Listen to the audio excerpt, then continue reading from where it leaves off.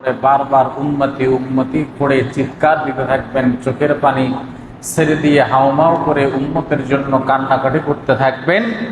এমন দরদি নবীর জন্য প্রাণ ভরে দরুদ ও সালাম করছি সাল্লাল্লাহু আলাইহি ওয়াসাল্লাম। আজকে রবিউল আউয়াল মাসের 25 তারিখ। আমরা রবিউল আউয়াল মাসে সিরাতুন নবীর কিছু ধারাবাহিক আলোচনা করতেছিলাম।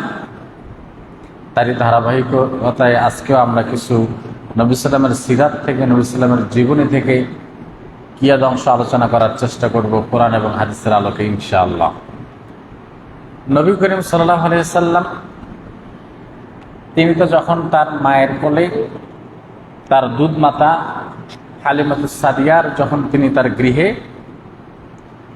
নবী করিম সাল্লাল্লাহু আলাইহি সাল্লামের সেখানে একটা ঘটনা ঘটছিল। সেটা হচ্ছে ওপেন হার্ট সার্জারি। নবী সাল্লামের একটা বক্ষ বিদীর্ণের একটা ঘটনা ঘটেছিল।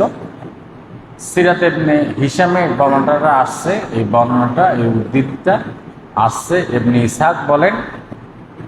ইবনে ইসহাক তিনি বর্ণনা করেন, তিনি বলেন যে নবী সাল্লামের কাছে কতিপয় কিছু সাহাবী নবী সাল্লামের কাছে এসে জিজ্ঞাসা করলো, ইয়া রাসূলুল্লাহ, আপনার সম্পর্কে আমাদেরকে কিছু একটু ইনফরমেশন দেন, আপনার সম্পর্কে আমাদের কিছু একটু জানান, আপনার সম্পর্কে কিছু একটু বলেন, কারণ আপনি ইন্নাকা লাআলা খুলুকিন আযীম, আপনি তো মহান